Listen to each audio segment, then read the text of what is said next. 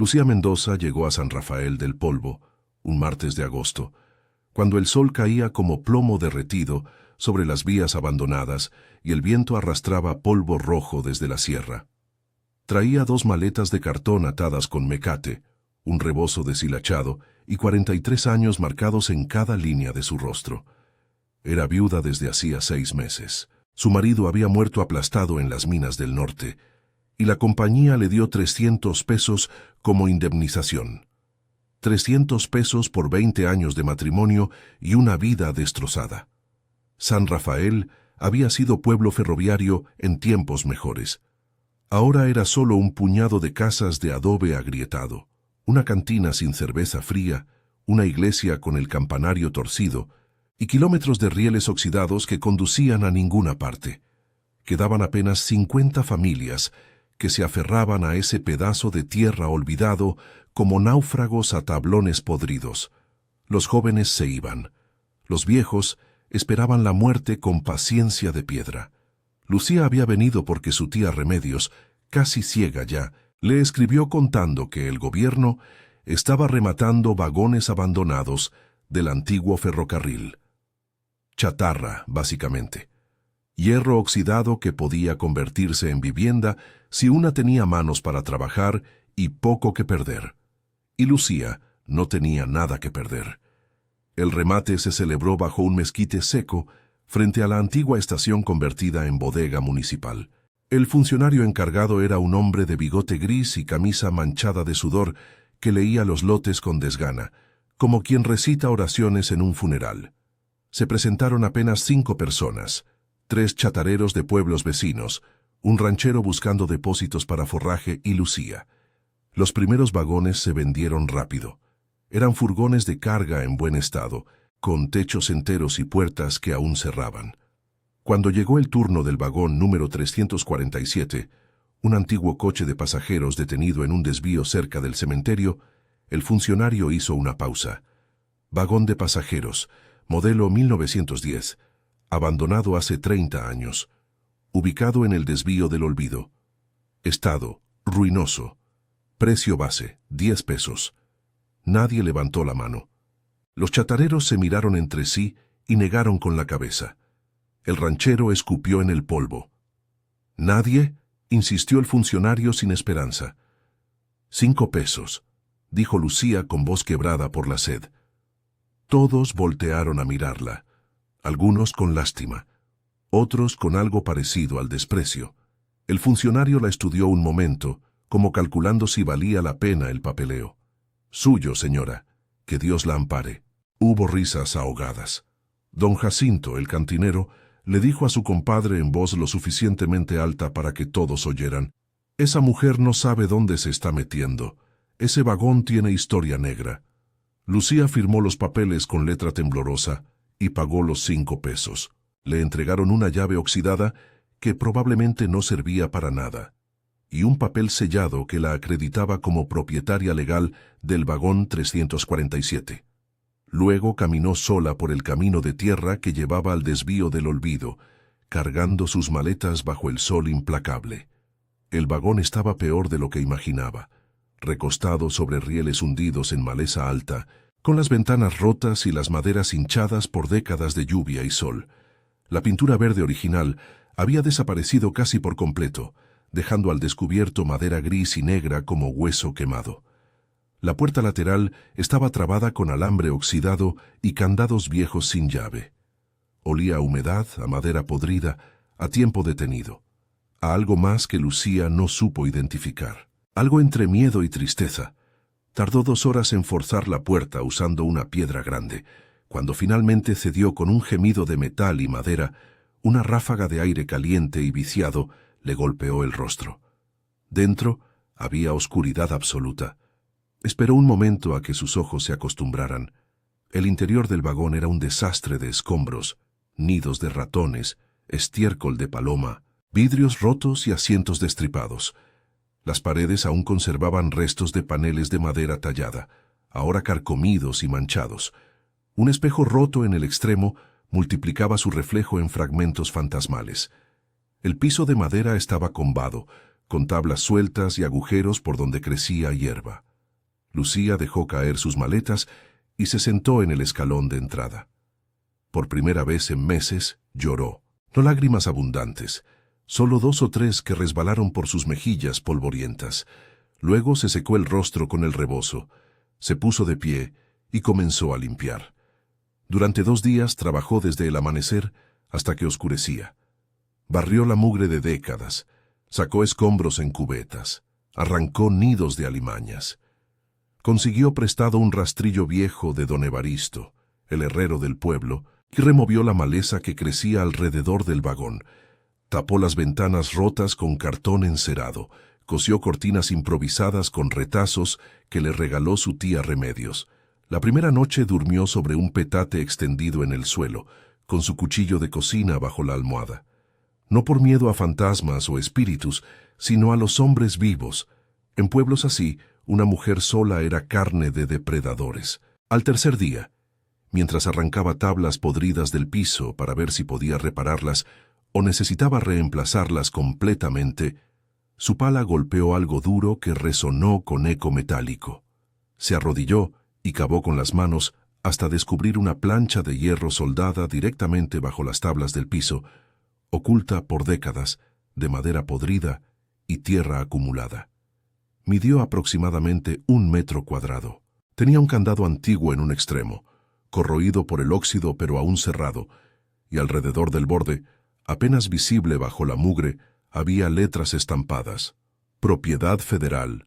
No abrir. Lucía sintió un escalofrío que le recorrió la columna como agua helada. Se quedó arrodillada largo rato, con las manos sucias apoyadas en los muslos, mirando esa plancha de hierro que alguien había querido mantener oculta para siempre. ¿Qué escondían? Y más importante, ¿quería ella saberlo? Capítulo 2. El peso del silencio. Durante 5 días, Lucía evitó la plancha de hierro como se evita una herida infectada. Siguió limpiando el resto del vagón, remendando techos con láminas de cartón alquitranado que le vendió el tendero a crédito, tallando las paredes hasta que la madera recuperó algo de su dignidad original. Por las noches, cocinaba frijoles en un anafre improvisado afuera del vagón y comía sola mientras miraba cómo el sol se ponía detrás de la sierra. Pero la plancha estaba ahí, siempre ahí, como un testigo silencioso de algo que no quería ser olvidado. En el pueblo, nadie le dirigía la palabra más allá de los saludos obligados y las transacciones comerciales. Las mujeres la miraban con esa mezcla de lástima y superioridad que reservaban para las desgraciadas. Los hombres la evaluaban con ojos que calculaban vulnerabilidad y oportunidad. Solo 3 personas le habían mostrado algo parecido a bondad. Su tía Remedios, que ya no salía de su casa. Don Evaristo el herrero, que le había prestado herramientas sin pedir nada a cambio. Y Padre Silvestre, el cura viejo del pueblo, que la había bendecido sin hacer preguntas incómodas. Fue don Evaristo quien finalmente le habló del vagón. Una tarde, mientras Lucía compraba queroseno en la tienda, el herrero entró cojeando con su bastón de mezquite. Se acercó al mostrador y pidió tabaco. Luego, como quien comenta el clima, dijo en voz baja: «Ya encontró algo raro en ese vagón, señora Lucía». Ella lo miró de reojo. El tendero, don Rutilio, fingía revisar su libro de cuentas, pero tenía las orejas bien paradas. «Está todo raro ahí dentro», respondió con cautela. «Lleva 30 años abandonado. Me refiero a algo específico, algo que alguien pudo haber querido esconder». Lucía midió sus palabras. «Puede ser. ¿Por qué?» Don Evaristo pagó su tabaco y salió sin responder, pero antes de alejarse, se detuvo en la puerta y dijo sin voltear: «Venga a mi taller mañana al amanecer. Hay cosas que debe saber, y traiga algo para abrir candados viejos». Esa noche, Lucía no pudo dormir. El viento sacudía el vagón con fuerza inusual, haciendo crujir las maderas como huesos viejos. Cada sonido parecía amplificado.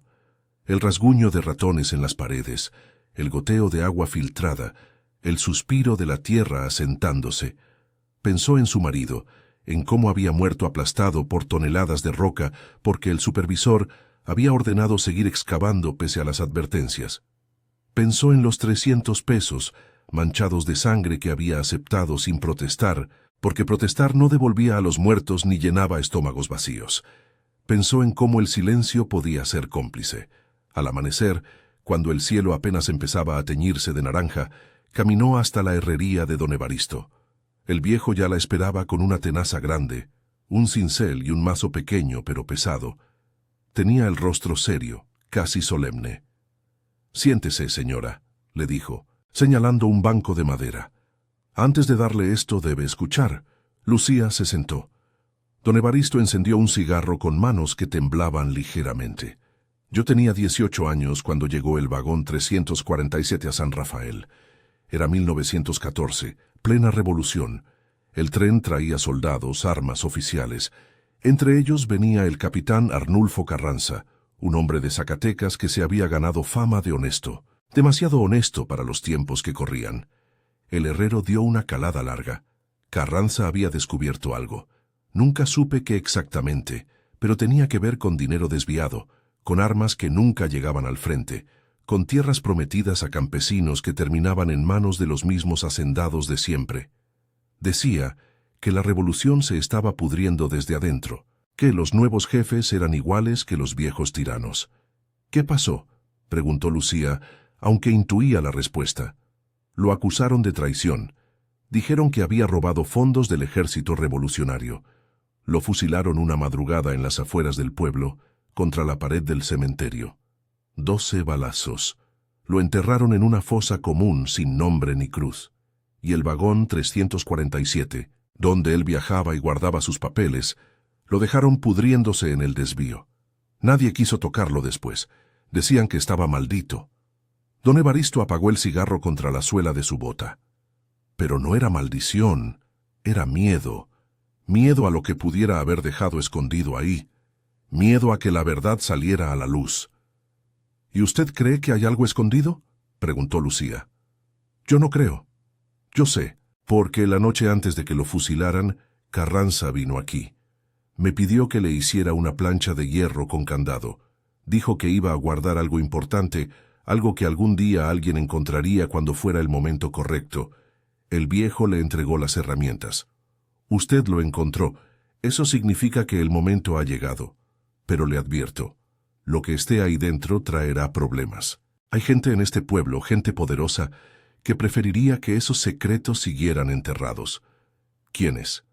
«Los Ochoa, los Villaseñor, los Serna, familias que llevan aquí 100 años, que controlan tierras, comercios, votos, familias cuyos abuelos y bisabuelos tal vez tengan nombre en lo que Carranza escondió». Lucía tomó las herramientas. Pesaban mucho más que el metal. «Gracias, don Evaristo. No me agradezca todavía. Y si alguien pregunta, yo no le di nada ni sé nada». Lucía regresó al vagón cuando el sol ya calentaba con fuerza. Cerró la puerta por dentro, trabó las ventanas con palos y se arrodilló frente a la plancha de hierro. El candado se dio al cuarto golpe, rompiéndose en pedazos oxidados que cayeron como dientes podridos. Con el cincel hizo palanca en los bordes, hasta que la plancha se levantó con un gemido metálico prolongado que le erizó la piel. Debajo había un compartimento sellado, con lona encerada amarillenta, pero intacta, y sobre la lona, perfectamente preservados por el aire seco y la oscuridad, había 4 objetos: un libro de contabilidad con tapas de cuero repujado, una caja de metal sellada con lacre rojo, un sobre grueso atado con cordel y una fotografía sepia montada sobre cartón. Lucía levantó primero la fotografía. Mostraba a 12 hombres uniformados posando frente a este mismo vagón, reconocible por el número 347 pintado en la puerta. En el centro, un hombre de bigote prominente y uniforme de capitán miraba directamente a la cámara con ojos que atravesaban el tiempo. Los demás lo rodeaban con expresiones serias, casi desafiantes. Al reverso de la fotografía, escrito con tinta desvanecida pero legible, había una inscripción: 15 de marzo de 1914, San Rafael del Polvo, última reunión antes del juicio. A.C. Arnulfo Carranza. Tenía su rostro, tenía sus palabras, tenía su legado en las manos. Con manos temblorosas, Lucía abrió el libro de contabilidad. Las páginas amarillentas crujieron. Estaban llenas de columnas de números, nombres, fechas. Era un registro meticuloso llevado con letra pequeña y precisa. Cada entrada documentaba transacciones, cantidades de dinero, nombres de pagadores, nombres de receptores, conceptos. Los nombres se repetían página tras página. Fermín Ochoa, padre. Rodolfo Villaseñor, padre Anselmo Gutiérrez, mayor Eustaquio Ramírez, licenciado Próspero Serna. Familias conocidas, apellidos que seguían dominando San Rafael del Polvo 70 años después. Las cantidades eran enormes para la época. 1,000 pesos aquí, 5,000 allá, 10,000 en otra parte. Los conceptos eran vagos pero reveladores. Por omisión de registro de tierras, por desvío de rifles Remington, por certificado falso de defunción, por silencio sobre matanza. Lucía pasó las páginas con horror creciente. No era solo corrupción, era traición sistemática. Mientras soldados morían en el frente, mientras campesinos esperaban las tierras prometidas, mientras el país se desangraba, estos hombres se enriquecían vendiendo la revolución pedazo por pedazo. La última entrada del libro, escrita con letra más apresurada, decía: todo está documentado aquí, nombres, cantidades, fechas. Si algo me sucede, que esto sea testimonio de que vendieron la revolución por oro, mientras otros morían por ella. Firmado Capitán Arnulfo Carranza, 18 de marzo de 1914. 2 días antes de su muerte. Lucía cerró el libro con reverencia. Sus manos temblaban no de miedo, sino de algo más profundo. El peso de una verdad que había esperado 70 años para ser descubierta. Aún no abrió la caja de metal ni el sobre. Necesitaba tiempo para procesar lo que ya había visto, para entender el precio que tendría que pagar por lo que acababa de descubrir. Porque don Evaristo tenía razón. Esto traería problemas, grandes problemas. Capítulo 3. El precio del descubrimiento. Los rumores comenzaron al día siguiente. Lucía no supo cómo, pero la noticia de que había encontrado algo en el vagón se esparció por San Rafael como pólvora.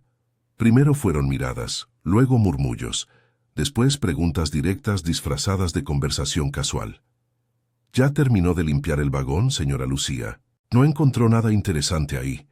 Dicen que esos vagones viejos a veces tienen cosas olvidadas, documentos, monedas. Mi abuelo trabajó en el ferrocarril. Decía que en el 347 habían escondido oro revolucionario. Lucía respondía con evasivas y seguía con su rutina. Pero por las noches, sola en el vagón, estudiaba los documentos con una vela de cebo como única luz. Leyó el libro de contabilidad completo 3 veces, memorizando nombres y cantidades.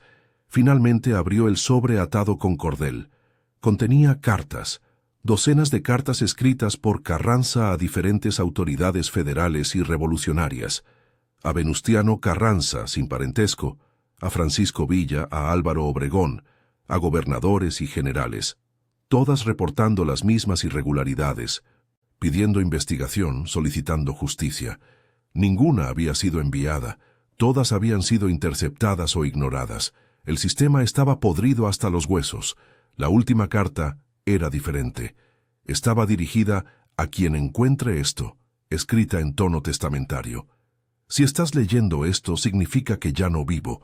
Significa que no pude entregar estas pruebas a quienes debían verlas. Significa que me silenciaron como silenciaron a tantos otros que trataron de mantener honesta la revolución. Durante 8 meses documenté robos, desfalcos, traiciones.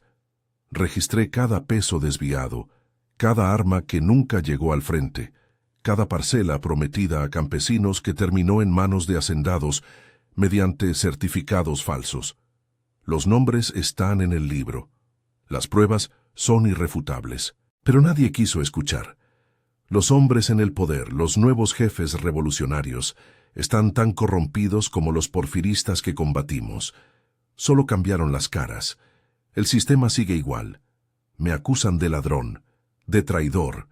Dicen que robé fondos del ejército. Es mentira. El oro que dejo en esta caja es lo que recuperé de uno de sus escondites, como prueba. Lo dejo para quien tenga el valor de usar estas pruebas, para que la verdad no muera conmigo. Si quien encuentra esto es persona de bien, le ruego que haga lo que yo no pude, que entregue estos documentos a quienes todavía crean en justicia, que los nombres de los traidores no descansen en paz, que sus descendientes sepan que su riqueza está construida sobre sangre y traición. Si quien encuentra esto es corrupto, que sepa que esto lo perseguirá, que no habrá paz en su conciencia, que el peso de este secreto lo aplastará como me aplastó a mí. Capitán Arnulfo Carranza, 18 de marzo de 1914. Lucía leyó la carta 3 veces, con lágrimas resbalando por sus mejillas. Luego abrió la caja de metal. Dentro había monedas de oro, unas 40, con el escudo nacional de la época. Suficiente dinero para que ella viviera cómodamente varios años. Suficiente para comprar silencio. Suficiente para traicionar al hombre que había muerto, defendiendo la verdad. Cerró la caja y la guardó junto con los documentos. Esa noche no durmió. Al amanecer ya había tomado su decisión. La primera visita llegó 2 días después. Don Fermín Ochoa, el hombre más rico del pueblo, apareció en la puerta del vagón al atardecer. Lo acompañaba su hijo mayor, Rodrigo, un hombre de 30 años con fama de violento. No venían solos. 3 peones armados esperaban a distancia discreta. «Señora Mendoza», dijo don Fermín con voz melosa que no ocultaba la amenaza. «Vengo a hacerle una propuesta de negocios». Lucía estaba preparando tortillas en su comal. No dejó de trabajar. «Diga». «He sabido que encontró documentos antiguos en este vagón, papeles históricos sin valor real. Como hombre culto e interesado en preservar la memoria del pueblo, me ofrezco a comprarlos. Le daré 3,000 pesos. Es una fortuna para usted, suficiente para establecerse dignamente en otro lugar». «No tengo nada que vender». Don Fermín perdió la sonrisa. «No sea necia, mujer. Esos papeles no significan nada para usted, pero para ciertas familias podrían ser problemáticos, innecesariamente problemáticos». «¿Problemáticos?». Lucía volteó a mirarlo.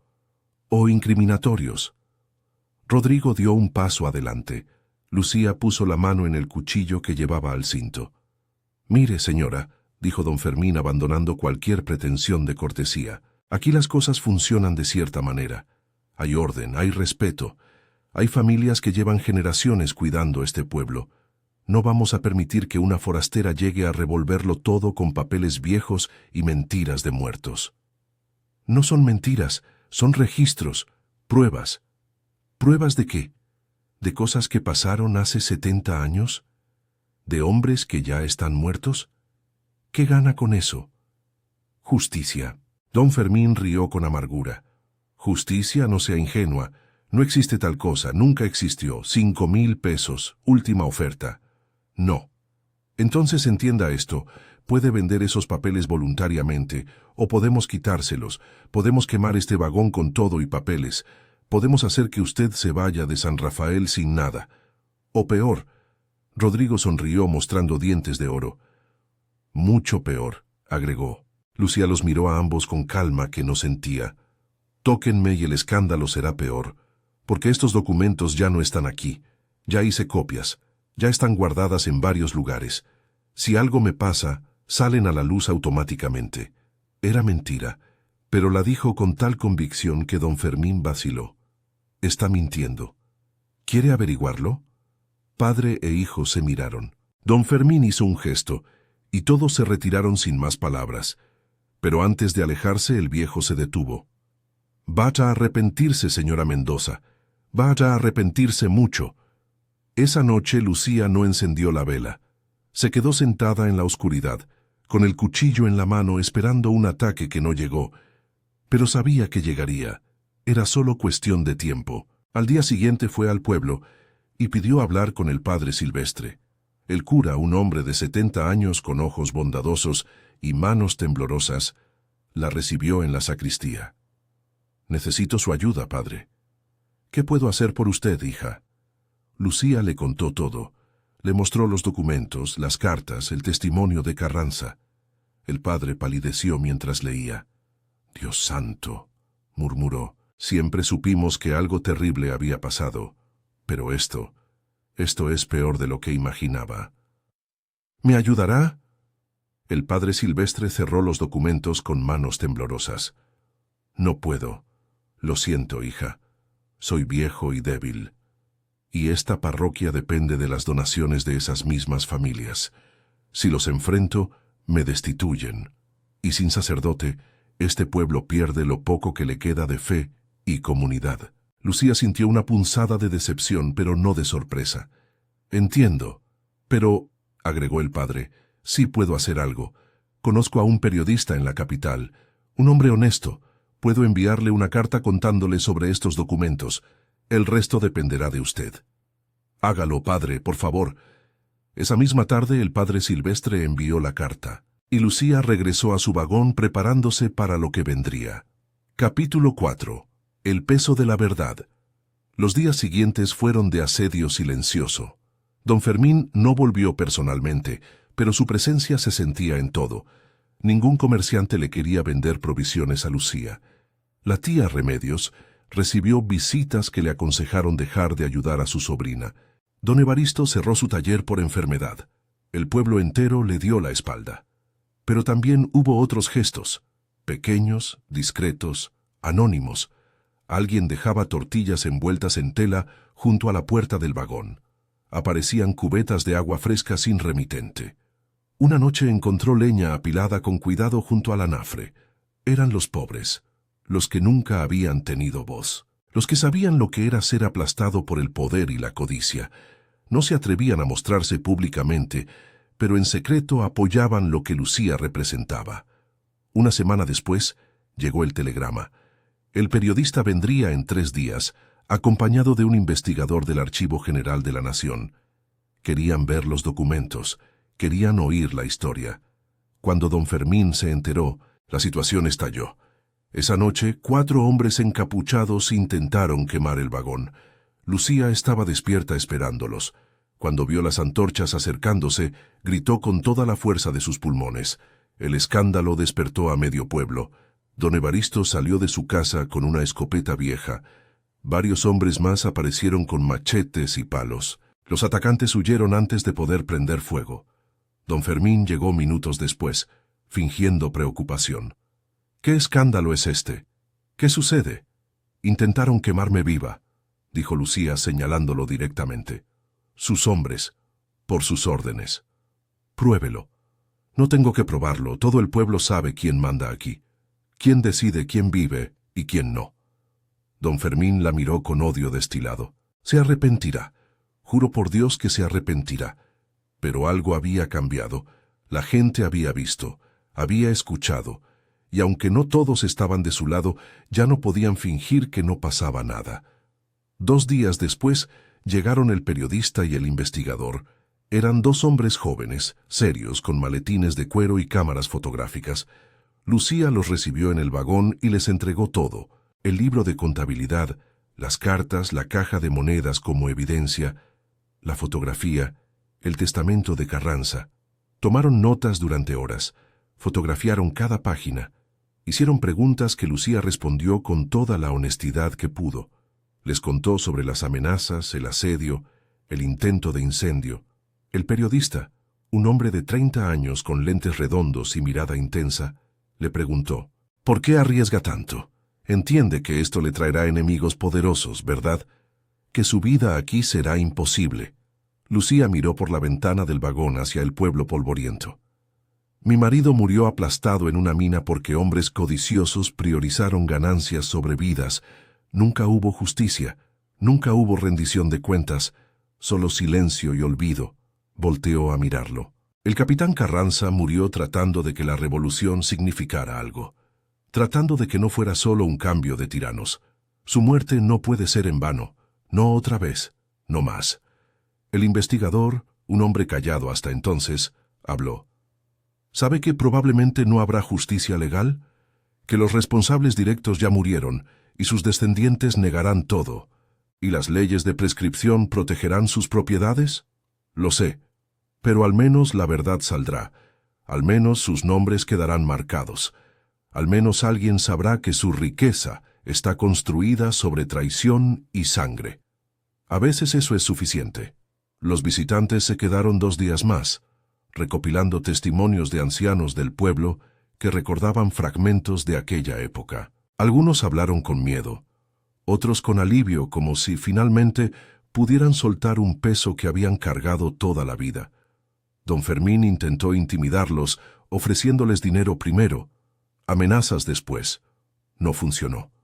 Cuando se fueron, llevaban suficiente material para varios artículos y una investigación histórica completa. La historia se publicó un mes después, en un periódico importante de la capital. El título decía: Los traidores de la revolución. Cómo una viuda descubrió la corrupción sistemática que traicionó los ideales revolucionarios en San Rafael del Polvo. El escándalo fue enorme. Hubo negaciones furiosas de las familias mencionadas, amenazas de demandas por difamación, pero los documentos eran irrefutables, las pruebas incontestables. Algunos descendientes ofrecieron disculpas públicas, otros cerraron filas defendiendo a sus ancestros. El gobierno estatal abrió una investigación histórica.